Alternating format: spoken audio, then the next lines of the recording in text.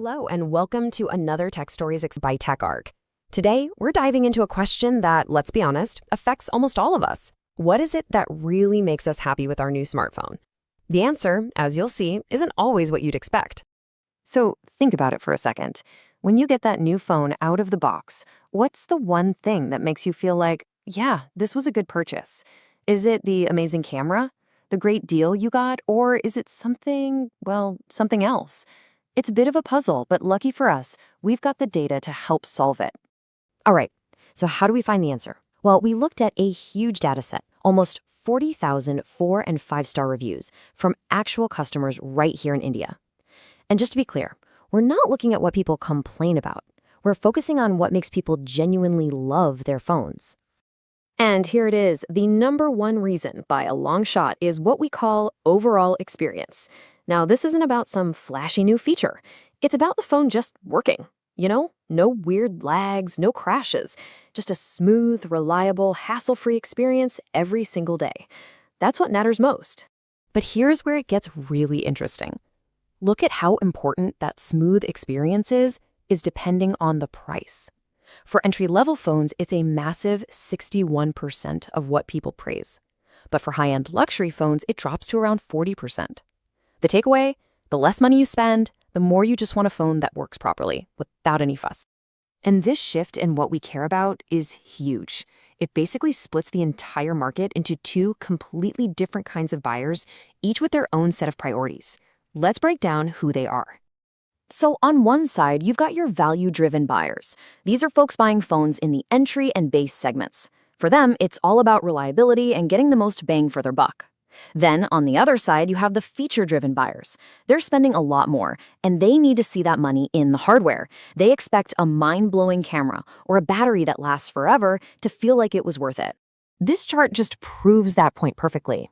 Look at that. People buying entry-level phones are more than 3 times as likely to mention the great price in a positive review compared to someone buying a luxury phone.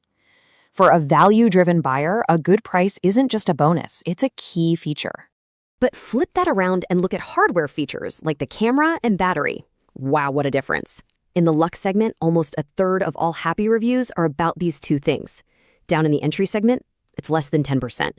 When you pay a premium, you expect premium features. Simple as that. Okay, so that's the big picture. Now let's zoom in and take a closer look at each of the 5 key price segments in India to see how things change. This table right here pretty much tells the entire story. First thing you'll notice, overall experience is number 1 in every single category. No matter how much you spend, you want a phone that works well. But now look at the number 2 and 3 spots. Price only shows up as a top reason for satisfaction in the lower price segments. And the camera, it only makes the top 3 in the most expensive tiers. The pattern couldn't be clearer. Now, before we move on, I want to show you this number, 40%. That's because the mid-segment, we're talking phones between 12 and 25,000 rupees, is really the engine room of the market. It accounts for a massive 40% of all the positive reviews we looked at. And this is why that mid-segment is such a tough battleground for brands. Buyers in this space want a little bit of everything. Of course, a great overall experience is key, but they also really care about the battery, the price, and the camera. To win here, brands have to deliver a device that is perfectly balanced. Okay, get ready for what might be the biggest surprise in this whole analysis. You'd think that the more you spend, the happier you'd be, right? Well, not exactly. The data actually shows that the happiest customers, the most delighted users, are the ones buying the cheapest phones. And just look at this ranking. It's kind of like a U shape. The highest satisfaction is at the very bottom and the very top of the market. The people in the middle, they're actually the hardest to please. It makes sense when you think about it. If you buy an entry-level phone, your expectations are pretty straightforward. And when the phone meets them, you're thrilled.